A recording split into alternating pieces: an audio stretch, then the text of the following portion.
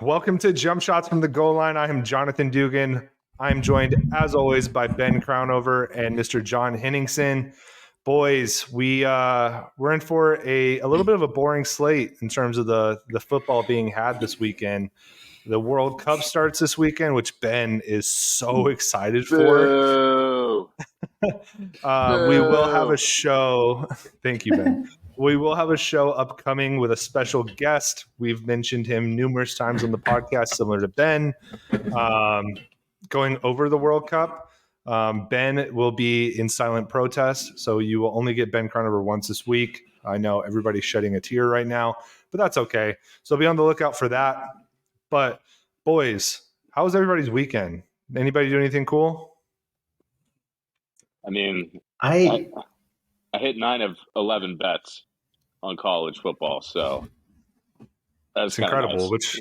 Which I'm sure we'll jump into when we get into the college football talk. But that defines my weekend. So Ben's back. I mean, not that you ever left, but like you're more back now. Yes. Excellent. Henny, how about you? Yeah, what's backer than back? I feel like I just swung and sit. I played a little golf. I played all right, I think, but okay. Definitely didn't score well. But I don't know. That was pretty much it. And really pretty tame. I did see Jimmy Fallon died on Twitter, so that's unfortunate. Rest in peace, Jimmy Fallon. No, he didn't really. You know how like Twitter just gets bored and they kill somebody? I love that. Yeah, it's my favorite. They just Twitter's bored again. So I just like to stay up with what's going on, and I'm like, just another fake death. All right, well. What was the one that Hulk Hogan did that one time where he said, who was it that he killed?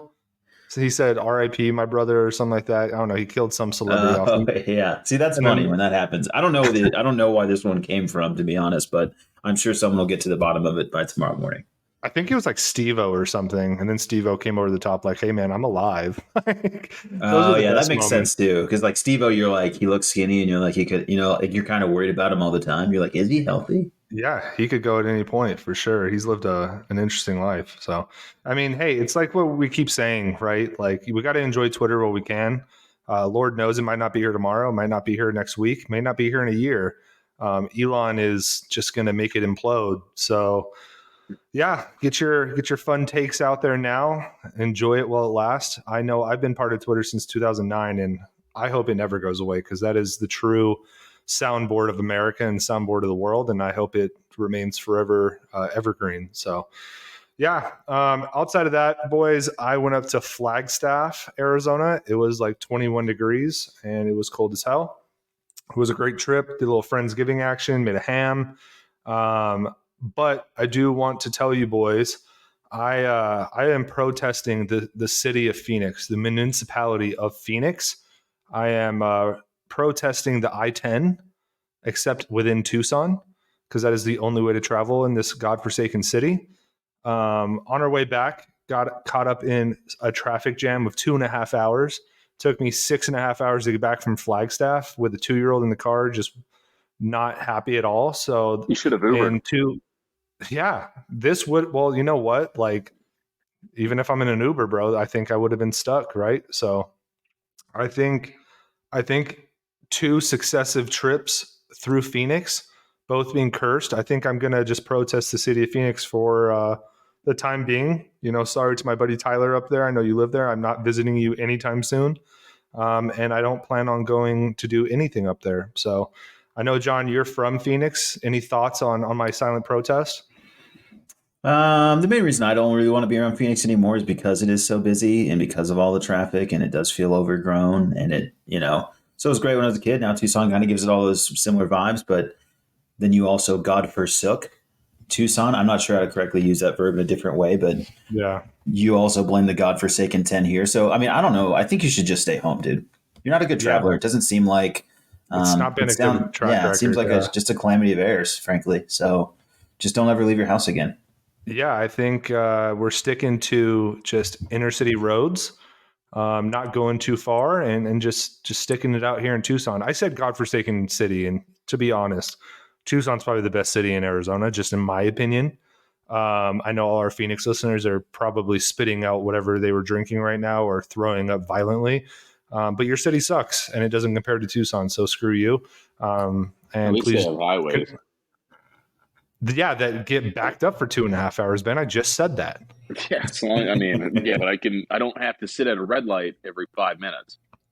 Ben likes to be able to go to several targets on his Saturday. So that's the beauty of those highway systems, is that they lead you to yet another plaza with a Target, a Starbucks, and an In-N-Out Burger. So if that's your sort of thing, that's kind of why I got out of Phoenix. Ben, I also know you, and I know that you are not the type of person that is going to take a highway multiple times in a weekend. I know that you like to sit at home and watch Penn State football and, do barbecue. So I frankly don't think you would utilize highways to their full extent anyway. Well, if it got me to work faster than 45 minutes, the snowbirds are back. I'm miserable. I really just hate snowbirds. That's really what it comes down to. Okay. All right. Different argument. And now we're back in. All right. So let me tell you what's wrong with those people. Yeah, no. Dude, it's like that line from Batman with Bane. You merely inherited the snowbirds.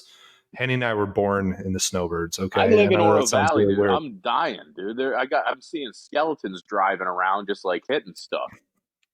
Bro, we've been dealing with this since we lads, bro. Like, let me tell you, snowbirds you just learn to live with them. And they're not going away, and you just got to learn to adapt, right, Henny? Oh, maybe. Yeah, this is. Phoenix was fine until people like Ben started showing up and moving here, right? So I'm just going to play the whole, immigrant thing. Like, well, yeah, maybe I was an immigrant, but now I'm mad at the new ones. Maybe we should build a wall around Arizona. Yeah, there we go. Yeah, now we're thinking. Not the southern border, just around the rest of it, so that Minnesotans can't come over during the winter months. Ben, really, all I'm trying to tell you right now is stop Pennsylvaniaing our Arizona, okay, pal? They're from Chicago. They're not from Pennsylvania. I guarantee there's some folks from Pennsylvania out here. I guarantee I'm the only one. And they all work at ADP. I'm the only one. No, we got so many. They're coming from everywhere. Honestly, it sucks here. Don't show up here. It sucks. The moment you see a Saskatchewan plate, it's going to be a tough few months for sure. Okay, I actually really like the Canadians though. They're always super. They're the ones I like the most. Bad tippers though. Better than California. Better than I didn't ever have that experience. Well, it's because their dollar's not worth as much. But the loony isn't doing it for you, Ben. No. Yeah, the loony and toonie. Yeah, they give you a stupid nickel worth 3 cents, and they're like, "Don't spend it all in one place, kid." Their dollar literally looks like a fruit roll up. It's incredible. So, all right, now that we've completely blasted Canada, it just seems like every time we have been on the podcast, I'm still pro Canada. I am too. I love the city of Toronto. I'm just saying, when you see Saskatchewan plates or Ottawa plates, you're in for it. That's all I'm saying. I know what you're saying. I just want to be on record, pro Canada. Though I stand with your point. The day that Canada decides to invade, just know Canadians and French Canadians as well. John Henningsen is pro you. Okay, that's all he's trying to put out there. Please do not attack him with your yes. Don't attack us when you come across the border on your mooses. Oh, as in yes. I was appealing to the French Canadians as well. Oh, okay. Yeah, I see. I'm screwed. If Canada decides to do it, I'm done, dude. I'm getting yeah. I got you. Just like shadow boxing you while you deliver the news here. I'll leave you alone for a bit. All right. Enough of the regional slam down that comes with having Ben Crown over on the podcast. If it's not Iowa, if it's not Ohio, it's probably Canada. So Ben, thanks for making us, not listenable in those regions. So anyway, we had a fun weekend of college football. We didn't think it was going to be the greatest slate, but it ended up being, I think, more fun than we imagined. Ben went 9 for 11, like he told us earlier. Ben, why don't you tell us about how lucky you were this weekend, or not even how lucky, just how smart you were this weekend. I might be the smartest man who's ever gambled. No, like there's no. As better you tail feeling. Mr. Ice on a 3-game losing streak. Hey. Respect Elio, dude. He's trying. No, honestly, like it was awesome. There's no better feeling than first 3 games, I lost 2 of the 3, and then I just went on a 8-game heater for the rest of the afternoon. And you guys know, I write on a piece of paper. I'm putting green check marks next to them, And dude, that's the best feeling. I'm like, game hits, I like grab my green mark, like my green pen, and I just put a little green check mark next to it. It's the best. No, it was awesome. It was the 77, under 11 touchdowns hit. I was worried. That hit.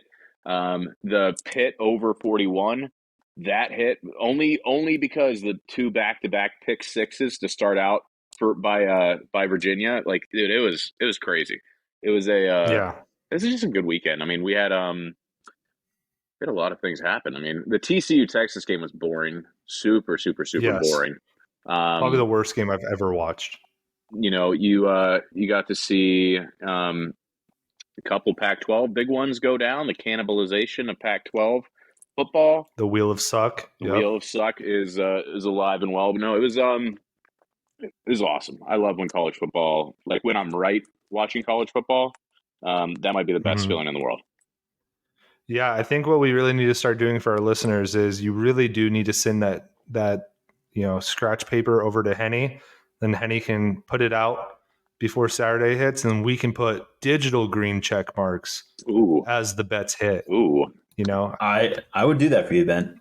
I would do that. That would make me feel really important. So let's do that.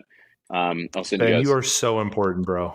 Just when it comes to this, I do have an investing strategy though. Everything I win on college football, I'm going to invest. You're putting into FTX. I'm putting. Yeah, I was like, stop at FTX. Just go ahead and just actually delete the recording now.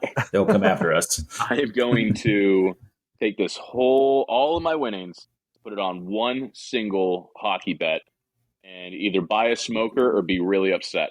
So that's the ultimate plan with what I've been doing with my college football picks. It should be a nice little swing, hopefully.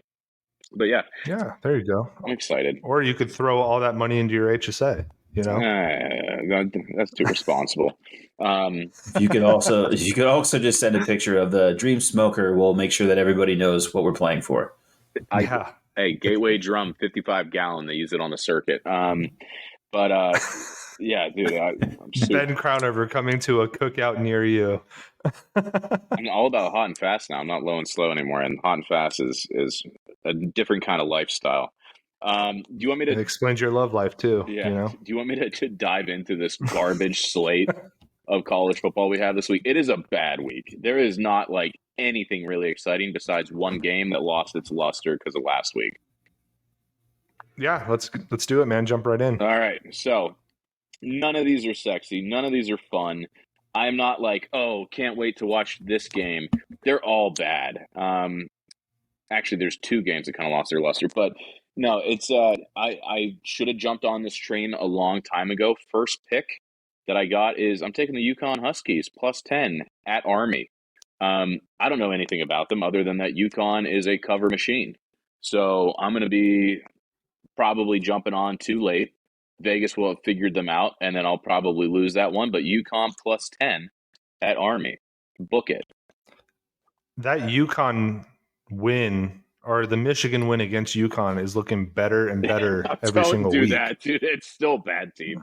But, I mean, it's... I don't know. Might be better than Penn State's out of conference. That's all I'm saying.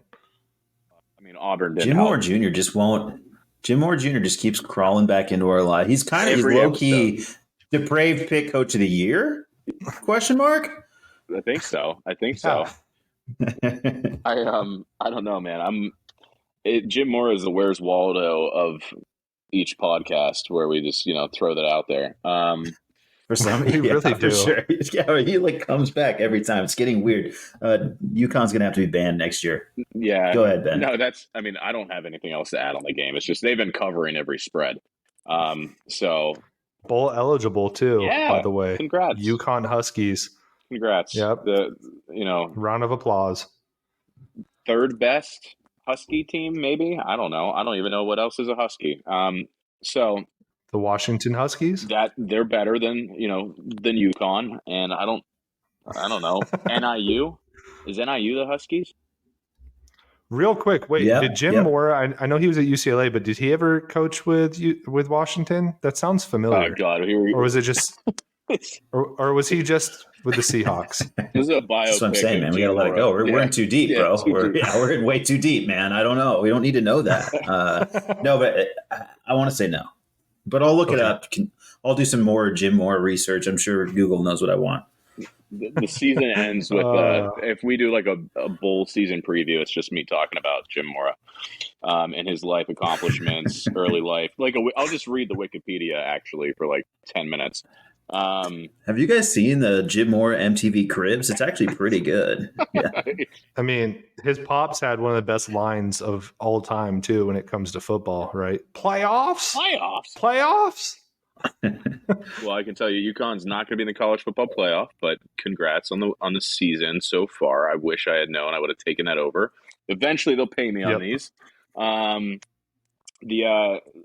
mean, you already mentioned depraved, so I'll just jump to South Alabama. I think is my first depraved pick of the week that has won 2 weeks in a row.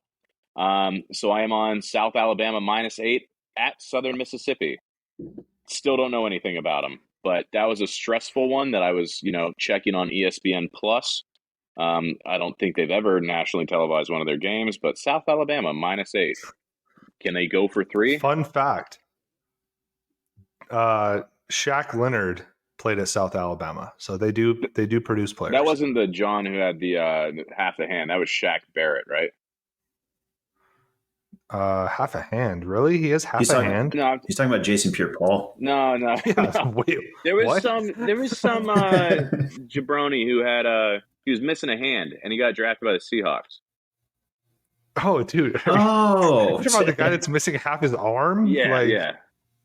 What was it? Oh wait, no, he is missing just a hand. It's not half a hand; it's a full hand. Who did he? Which is where Jim Mora Jr. coached in Washington, by the way. He did coach the Seattle Seahawks for 1 year. And I'd also like to point out that Kane Womack is also up for Depraved Coach of the Year with 2 wins for the South Alabama Jags on the slate for Ben Crownover. So one more in the running, and we've got ourselves a award show for next season, fellas. We should have an award show. Nothing fancy on South Alabama other than I don't think the guy with one hand played there. I think he played at UCF. As I'm thinking about it. He did, yeah. Nailed it. You guys want to hear the most disgusting pick I've made all week, though? I do. Yep, I'm here for it. Iowa at Minnesota over 32.5.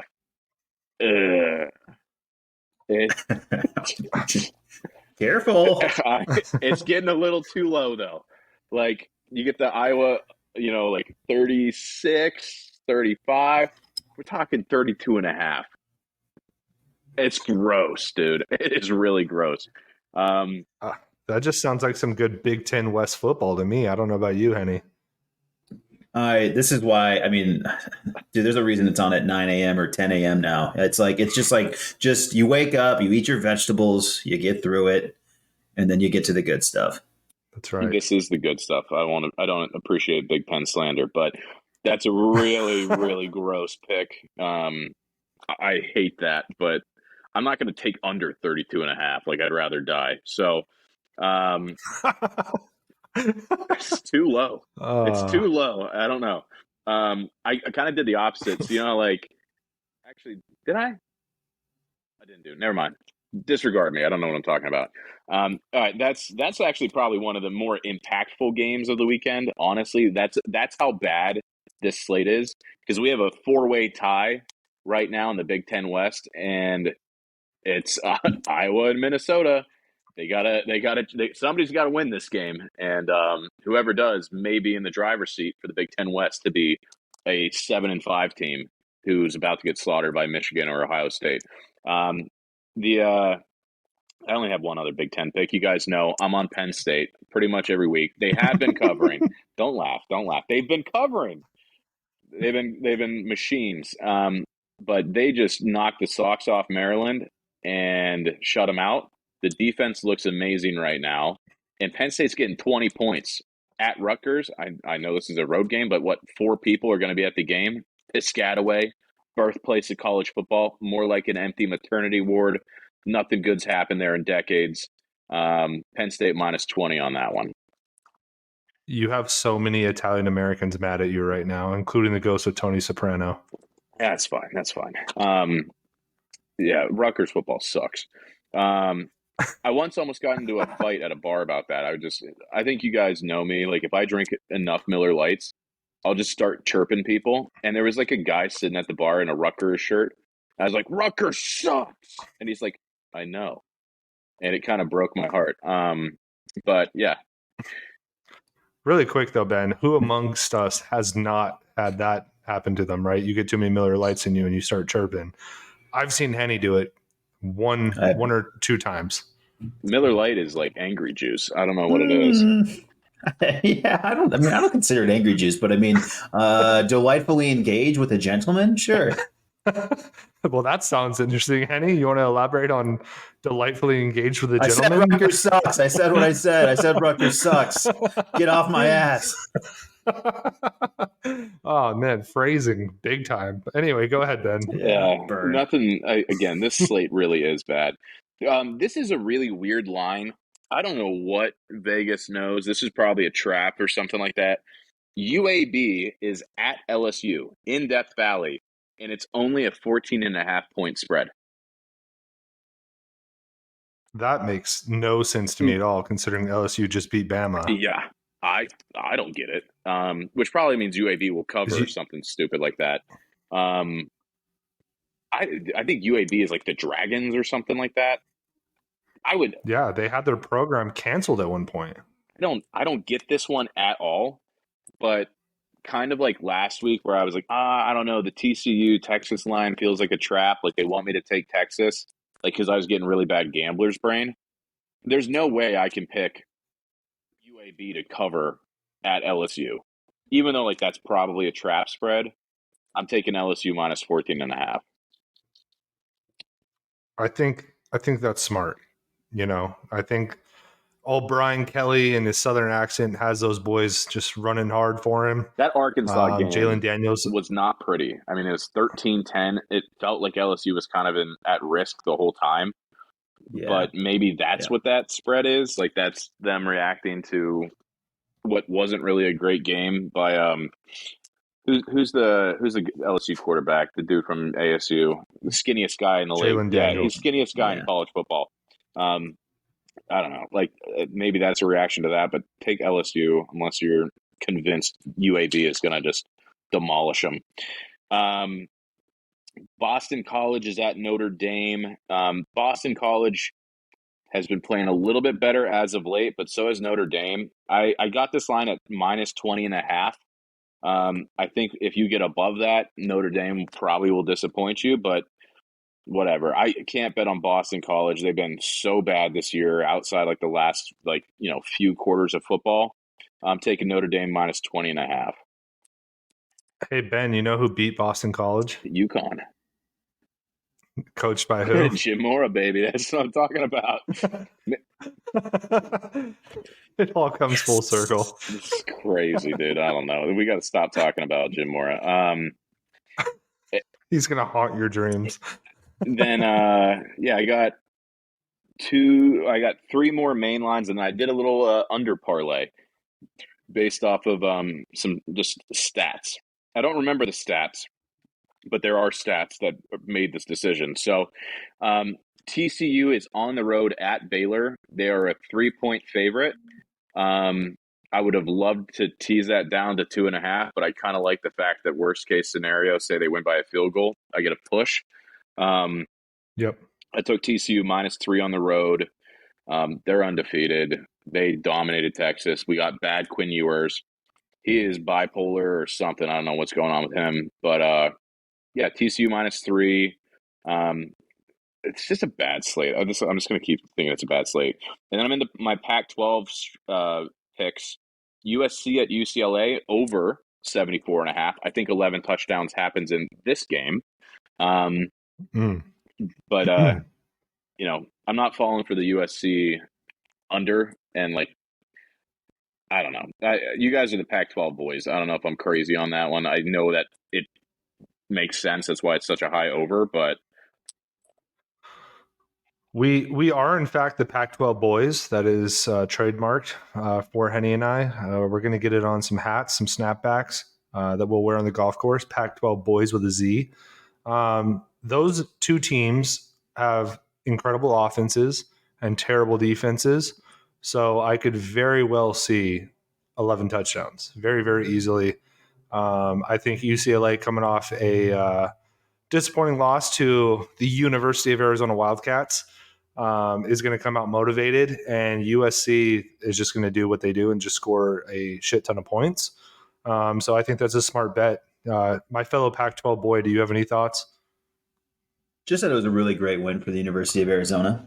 Oh, thank you. Like that was just, I just felt like that was just a win that just felt so good, right? Like we've won some games this year, and we've been competitive and taken some of those moral victories. And obviously, it's a program that's been down, and if you're following the program, you know that. I don't have to explain that to you. It was just like one of those. It was a good opponent, a good game. Like both sides of the ball had to step up. It felt like they grew up a bunch in that. It doesn't mean anything for the next two games. God only knows what'll happen. But it was a really freaking nice win. And if you've been following the program, that was awesome. And who coaches the University of Arizona, Henny? That'd be our boy Jed Fish. And where did Jed Fish coach previously at in college? You say he was coaching in the Rose Bowl like all the time, but I still don't remember this. Yeah, UCLA. And who was he filling in for? I'm gonna Jim Mora Jr. You're damn right. You're damn right he was. Oh my God! How's this just keep happening, Ben? With all your picks, you literally had the Jim Mora Jr. like lineup. I'm not trying to do 7 this. degrees of Jim Mora Jr. instead of 7 degrees of Kevin Bacon. Yes, it'd be good. It's a pretty easy game, actually. It turns out it's like really easy. It's like 1 degree of Jim Mora Jr. You guys know if you go into Google and you type in like Oprah Winfrey Bacon number, it'll spit out how many degrees of separation she has from him, like any celebrity, not just Oprah. But for some reason, yeah, if you go into Google and you're like Shirley Temple Bacon number, it'll spit out a number for you. It's actually crazy. Little. I love the little Google hacks that are in there, like the little secrets, like their secret, like Google's secret menu. They put those little nuggets in there. I love that. I'm totally gonna do that after this podcast. It's awesome, dude. Like I can't think of like anybody in particular who I would be like excited to throw in there, but yeah, dude. Check out Bacon numbers on Google. Allow me to just continue to geek out really quick. Can we do Jim Mora Jr. Bacon number? Do it. I'm already doing it. Yeah, like I was already typing it. I'm like, please, God, tell me it's 3. I would just be. It may not work with non-actors and actresses, but yeah, that's what I'm worried about. I'm sure Jim Mora play out, but I'm sure Jim Mora Jr. has an IMDb like listing on there. He's probably been in commercials or something, actor or something. I don't know. All right. Well. Really quick. While Henny does that, let me just geek out for like 2 seconds, because the University of Arizona Wildcats, we brought so many different people onto the show before the season. They all clowned us for being Arizona Wildcats fans. We had experts tell us that Jed Fish was not a good hire, and in less than 2 years, he has taken us from winning no games to 1 game last year, which isn't great, right? Still, but having a top 20 recruiting class, and now we are 2 games away from bowl eligibility. Just, I don't know. I gotta say, incredible job by Jed Fish. If they beat Washington State this week and then beat ASU in the Territorial Cup to go to a bowl game, you will see me probably shed a tear. That's all I'm gonna say. Do you have any results yet, Henny? Yeah, it doesn't work like we think it would. So, let's not harp on that. It's kind of depressing. I was really hoping for that. Yeah, but it's still a fun game. Just use actors. All right. Last straight I have is Utah at Oregon. I know Bo Nix didn't look great last week, but give me Oregon -3. They're home. It'll probably lose. But it's another one of those 3 points that if they win by a field goal, it's a push. You guys would know better than me as the Pac-12 boys. You tell me if I'm right or wrong on that. I think you are probably right, only because even though Oregon lost, they still want to finish the year strong and have any kind of outside chance of still sneaking in, it's nearly impossible, right? We Yeah. all know that. But they still have an outside chance of maybe sneaking in. Utah is probably one of the most complete teams in the country. Not one of the most talented, I would say, but one of the most complete. Oregon's defense early on wasn't great, but it's really picking up as the season has chugged along. So playing in Autzen Stadium in Eugene, I don't love Utah's chances, especially since they've been kind of banged up all year. So I think Oregon, you said -3, Yeah. is probably the way to go. Hell yeah. I just need validation. That's my love language. All right. So my under parlay is I remember the stats on one of these picks. The under has hit in all but one of Kentucky's games all year. It is Georgia at Kentucky, under 49. Give me the under 49 on that. Georgia might score 49 themselves. That's fine. But yeah, give me the Kentucky under 49. And I don't remember the stat at all, but I do know one key stat, and that's Miami sucks outside of the fact that I put the money line against Georgia Tech last week. And Clemson's defense is the only, like, they're starting to kind of look a little bit shaky again. Give me the Clemson under 48. Those two bad boys are parlayed together. And that is my college football slate. Ooh. I got a, What are the odds on that parlay, by the they're way? 2 -110, so it's like plus 278. Oh, okay. Nice little payday if it hits. I like it. Defense is, really going at it. Why not?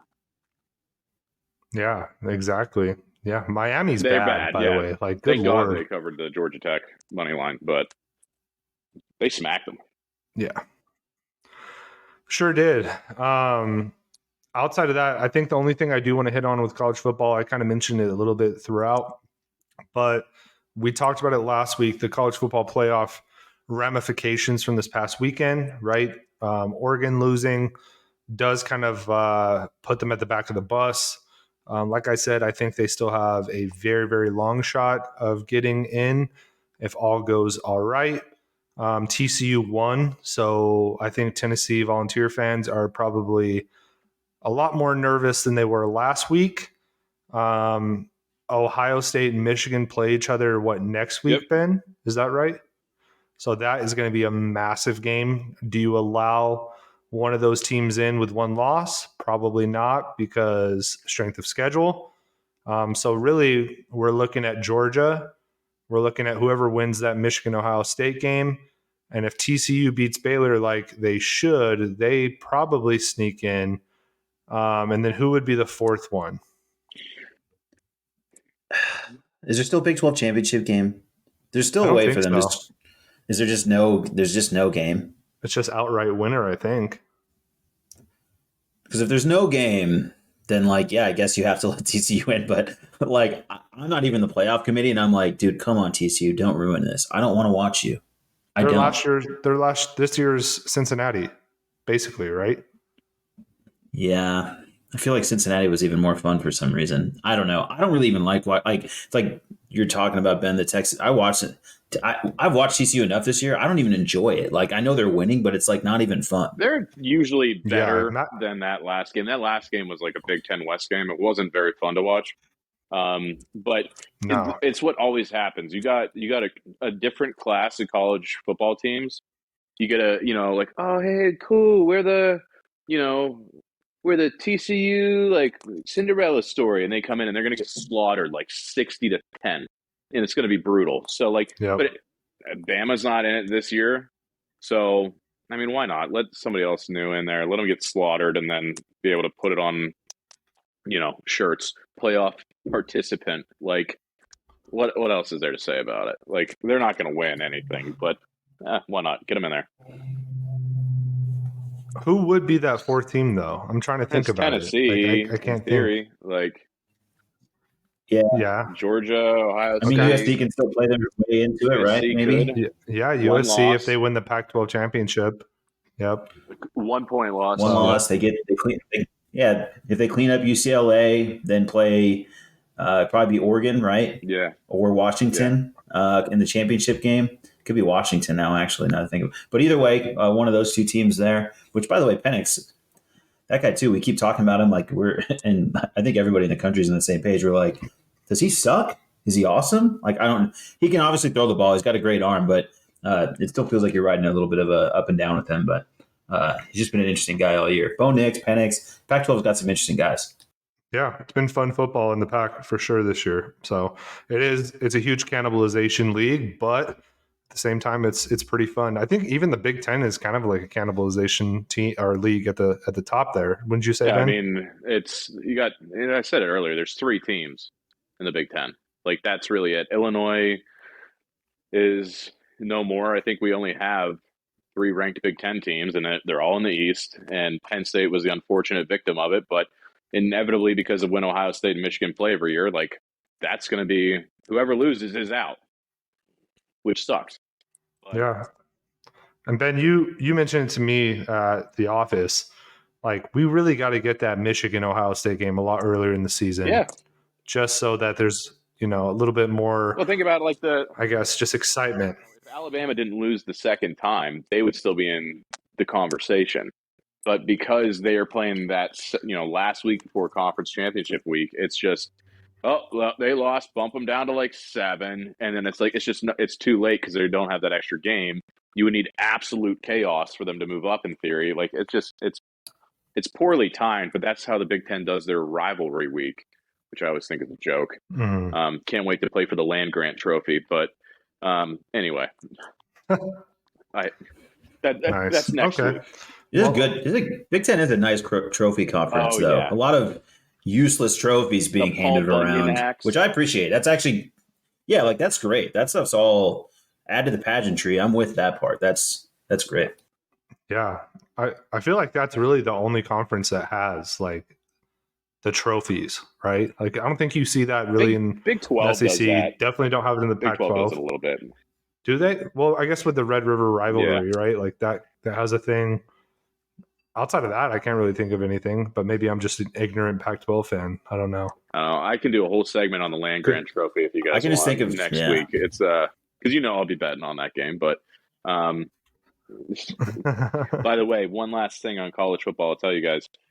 Penn State's about to cash their season over on wins. It was set at 8.5, and who knows when FanDuel will pay me? But yeah, dude, they're about to get their 9th win this weekend. There you go, bro. I mean, that's your second over on wins that you've received this year. Do you have any more out there that we need to be looking for? I recommended the Purdue over, but it's going to be they have to win out. But I mean, hey, they could still be in the Big Ten West. I gave up on them, and then they blew it for me. So who knows? Yeah, as Purdue does, So perfect. Well, boys, that is our college football slate for the week. Thank you, Ben, for the knowledge. Henny, do you want to go into your NBA minute real quick? Yeah, sure. We can rip some NBA real quick. I would say the big things are, I would just say that Jason Tatum, definitely also one of those guys we haven't talked about yet, taking a big step forward. Joel Embiid decided he was going to start playing some basketball. I call the Sixers like the laziest team ever last week.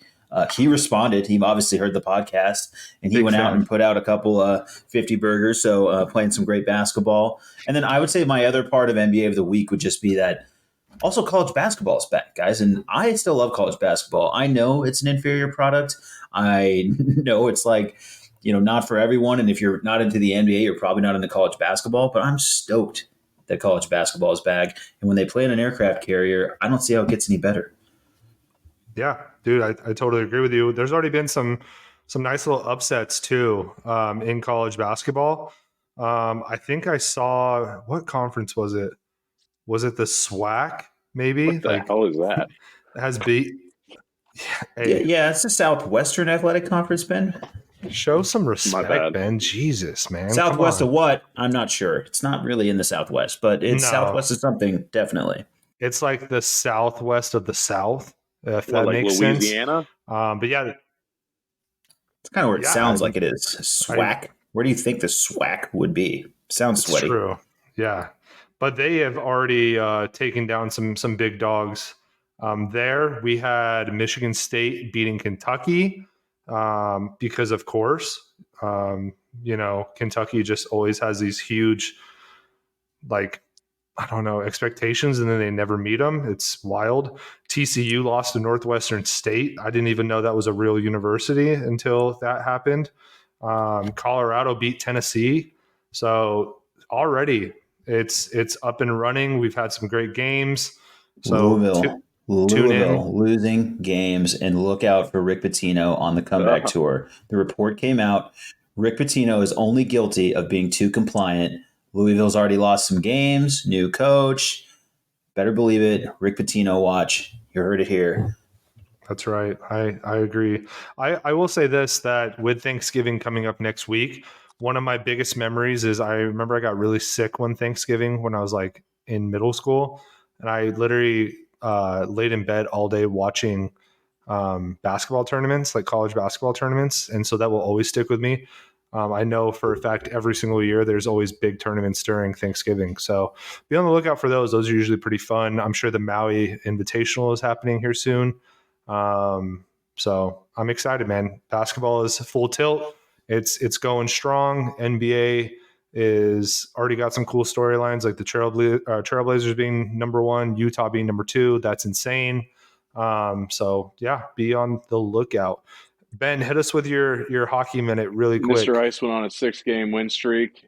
I started upping my units. He went on a 3-game losing streak, culminating in tonight's loss. My entire balance on one of the sports books is gone in 3 days. Not great. And the Pens just lost to the Toronto Maple Leafs tonight. So all the Canada love earlier was really gross and sickening. I don't want to, that's all I got. I'm sad. Absolutely love the city of Toronto, by the way. Beautiful city. Bunch of frauds. Yeah. Henny, I think, didn't you tell Mr. Ice here recently? I told him I'm 1 for 1 with Mr. Ice. I rarely dabble in hockey, but a guy gets bored, sees what Mr. Ice is up to, jumped in, 1 for 1. So as far as I'm concerned, the guy's batting 1,000. He hit it, and then I ripped my shirt off. Yeah, I mean, you have to, in solidarity for sure, And Ben, I don't blame you for riding with your dogs, because that's just guys being dudes. You got to ride for your bros, and you love yourself some Mr. Ice. I'll re-up. I got to go back to grinding. I shouldn't have increased my units. We all learn lessons week after week. So, thank you for teaching us one here through your own bank account. So, yes, I appreciate it. Perfect, boys. Well, outside of that, we have our NFL storylines. Obviously, that Bills-Vikings game was stupid. What an incredible game. Justin Jefferson is absolutely in fuego. He's definitely probably, I would say, the best receiver in football right now. That game might be, I know we say this like every season that never comes to fruition, but might be a Super Bowl preview. Vikings are running super hot right now. Kirk Cousins is an absolute animal because he's not playing in prime time. They're calling him Kirk Thuggins because he's wearing all the chains. So that we have that going for us. That defense is a wagon. Zadarius Smith is incredible. And then Buffalo, I mean, you had the immaculate reception part 2. Wasn't enough to win the game. Josh Allen's a dog, but he's also terrible in overtime. Did you guys watch that game at all? Which one? Bills. Jesus Christ. You rattled off 8 points. I'm going to cough and die right now. Oh, God. Ben, I rattled off all from one game. Kids this weekend. I could barely watch. I could barely watch. Yes, it was a great game. I saw the fumble. Yes, I did. The fumble touchdown with like 40 seconds left. I got guys that work who are Vikings fans just like in group chats with me, just being like, "Skull." I'm like, yeah, we all know Jay's doing that to you. Come on, man, this sucks. I don't know. Yeah. I mean, it's cool that the Vikings seem legit, but it also wasn't a primetime game, so we'll see. Yeah, I think it just shows. To me, I just learned more about the Bills. Even though you want to believe in, it's like you're not going to discount Josh Allen and you're not going to say that they're not going to have a chance or all of these things, but they continue to let Josh Allen be the running game. Like, I know they got it going a little bit, and they actually had a rushing touchdown, which was incredible. They had a halfback run into the end zone, so that was exciting. But like, they kind of have the same problems, right? They just put so much on Josh Allen's plate that like when he makes a turnover, then you're like, oh man, is this Josh Allen? But everything's on his plate. He has to make every single play for them. It feels like all the time. So they either need to have a really healthy defense that's dominant, or at some point in Josh Allen's career, they have to put a run game around him, or they're just gonna like leave themselves a chance in some of these big games. Like now, can they go 2-1 in big games? Sure, but like to win a Super Bowl, you have to string these together. And so, if my takeaway, if anything, outside of just Jefferson being an absolute monster, would be that the Bills are still like flawed. Yeah, and I think they've tried to give him a run game, right? Like Devin Singletary is okay. Like he's a good little scat back. They drafted Dalvin James Cook's Cook out brother. of Georgia. Yeah, James Cook. Yep, which he's not terrible. And then they, all the rumors in the world were that they were trying to get Christian McCaffrey and Alvin Kamara. So they're definitely trying to remedy that issue. But I agree with you, Henny. Like until you're, yeah, try harder, you bunch of fools. But like until you really get this guy a game-changing back, like it's just going to be Josh Allen rushing for 60 yards a game with a bad UCL. And that doesn't sound like a good recipe for success. So I agree with you, Henny. We'll have to see how it goes throughout the rest of the season into the playoffs. But that was an incredible game. Henny, I do want to give you the floor because you have gone on record for the past few weeks with your defense of Justin Fields, and it's paying off, my man. Go off, King. Dude, the guy's just an animal right now. The guy's in absolute video game mode. There's really no like words to describe what he's doing. It's just kind of that thing that happens when a quarterback, like the game slows down for him. They get the right coordinator who entrusts them to just do the right types of things. Because it's not like they put a ton of weapons around this guy. I mean, I think Ben can attest to, the wide receiver they added. I don't think that he's been a game changer there. So it's literally just letting this guy run wild. He's making plays all over the place. He's running people over. He's running past people. He's completing passes downfield. The guy has just been absolutely dynamic. And my only defense of him, like, there's no way I was ever saying that this is what I expected to see. But you could see with him that there was a tremendous amount of talent there. And it was just too early to bury a guy that's just clearly this talented. And I think you're starting to see that now. Yeah, I think I saw a stat that the Bears traded a second-round pick for Claypool, a fifth-round pick for one receiver, I don't remember who it is, and then like a seventh-round pick for N'Keal Harry, and those three receivers combined for like one reception for 7 yards. Claypool. So, yeah, which was Claypool. So they're not getting a whole lot out of it, but homie's rushing for like 150 a game. He's got like 780 rushing yards on the season. He might break that record set by Lamar Jackson, which would be incredible. But he's just not, they're not doing anything else. And that's why they lose to the Detroit Lions. Get this man some freaking help. You have so much cap room going into next offseason. There's not really any receivers on the free agent market, but hey, pull a trade again. You got a lot of picks too. Get this man some help. And I think that he can be one of the next great young quarterbacks. Another point that was made by you, Henny, Jacoby Brissett is now Ben Roethlisberger. Do you want to elaborate on that? Yeah, so I'm sure Ben's going to want to talk about the younger, more sexual assaulty, edgy Ben Roethlisberger from his youth. But the one I mostly remember is the old guy that stood there, held onto the ball too long, got hit and turned it over a lot. And that's just what Jacoby Brissett reminds me of. I keep watching him every week, and it just reminds me of how much I hated Ben Roethlisberger. And so now I think I want Jacoby Brissett to leave the league, which isn't really his fault. He just keeps being he has to back up a sexual assault guy, play for him. Now he kind of looks like one. It's just getting weird. Just get out of there, Jacoby. Just go collect a check somewhere. But I don't know. Really, I keep watching him. He's just holds onto the ball forever. He actually was the guy who took the first sack, the Dolphins guy who they trade for, Chubb. Chubb actually ended up sacking Brissett because he held onto the ball for what I counted as about 25 seconds. And so they're like, well, look at this Chubb trade. Wasn't that great? And I'm like, I don't know. But just a casual observation and a way to throw Ben under the bus. I think that's fair. Yeah, Ben. Any rebuttal? Ben was a statue the last 5 years. I don't know what you want me to say to that. That's true, and that's exactly what Jacoby Brissett is. But Cleveland fans, guess who's coming back week 13? Mr. Sexual Assault himself. So I think the Browns have just gone full Steelers, and now their quarterback room is filled with statues and people that commit sexual assault. So congratulations, At least Cleveland. it's not cocaine Bring it dealers on. and That's awesome. murderers and elevator punchers, but, whatever. Yeah, I don't know what team you're referencing, but it couldn't be mine. Anyway, speaking of just standing in the pocket too long, I saw a stat about Henny's favorite quarterback of all time, Russell Wilson, and I can't remember who put it out, but he has been just staying in the pocket and not throwing the ball way more than he ever has this season, and it's leading to just like the exact results that we're seeing every week. Like Homie is standing in the pocket for like 4 seconds, not throwing to a receiver, and he's been sacked like 17 times because of it. I don't know what's going on with Russell Wilson. I don't feel like we saw that in Seattle. He definitely made more usage of his legs, but Homie is a statue back there and not in a good way. So I know that makes Henny completely happy.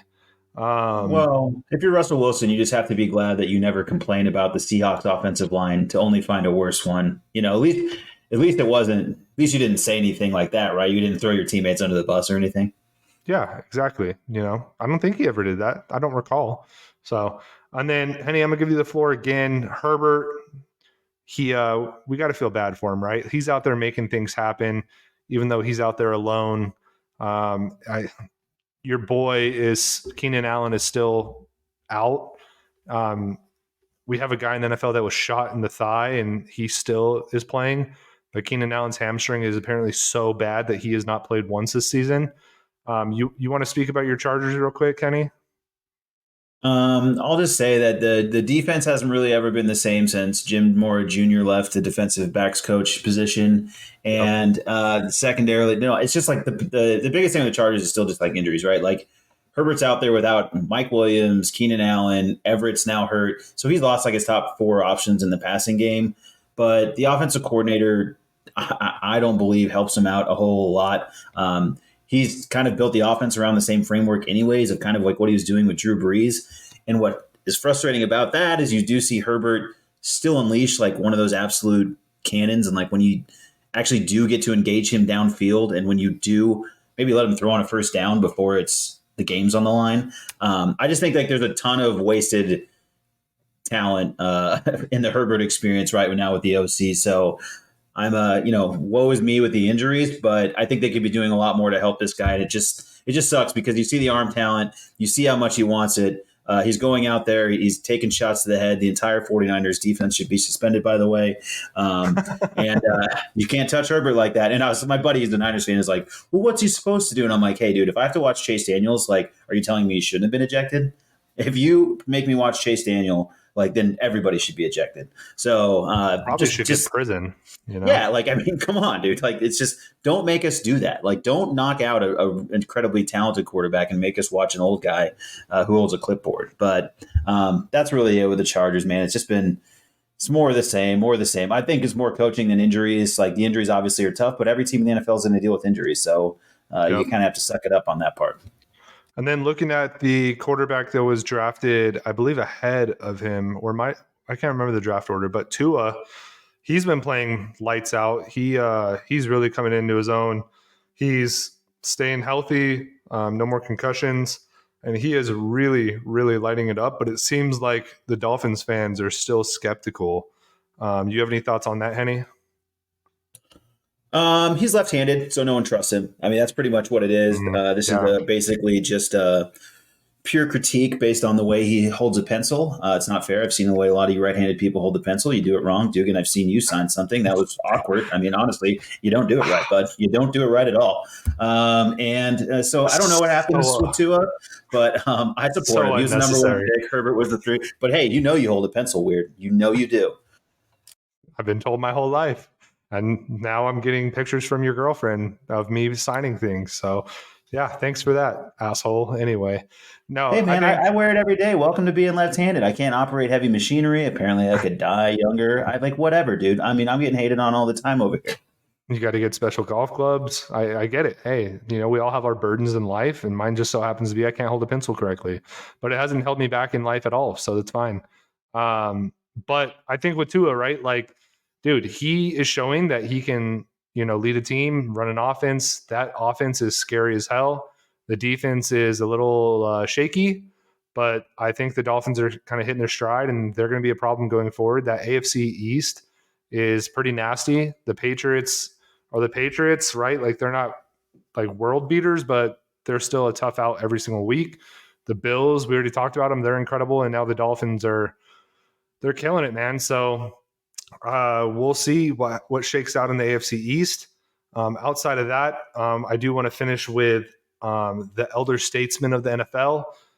Tom Brady and Aaron Rodgers are kind of heating up here at the last leg of the season.